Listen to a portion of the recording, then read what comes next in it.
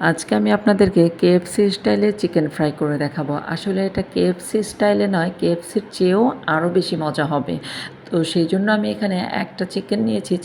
চিকেনটাকে ধুয়ে মুছে একদম পরিষ্কার করে তারপরে এখানে ঘরে যত রকমের মশলা আছে মাংসতে দেওয়া যায় সব মশলা দিয়ে এটাকে ম্যারিনেট করে রেখে দিলাম প্রায় 1 থেকে 2 ঘন্টার জন্য। তারপরে এখানে ডিমের মিশ্রণে ডুবিয়ে তারপরে এখানে ময়দার মিশ্রণে দিয়ে দিলাম।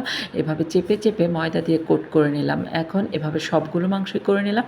এখন এগুলো ভাজবো। ভাজার জন্য চুলায় আমি ফ্রাই প্যান বসিয়ে দিয়েছি আর তার মধ্যে পর্যাপ্ত পরিমাণে তেল দিয়েছি। তেলটা গরম হয়ে যাওয়ার পরে কোট করা চিকেনগুলো দিয়ে দিলাম। তারপরে উল্টে পাল্টে খুব ভালো করে ভেজে নিলাম। তো হয়ে গেল কিন্তু কেএফসি স্টাইলে না কেএফসির চাইতেও মজার চিকেন ফ্রাই। তো এটার পুরো ভিডিওটা দেখতে হলে কিন্তু আমার চ্যানেলে ঢুকে আপনাদের পুরো ভিডিওটা দেখে নিতে হবে। তাহলে আপনারাও এভাবে বাসায় ট্রাই করতে পারেন, খুব মজার চিকেন ফ্রাই।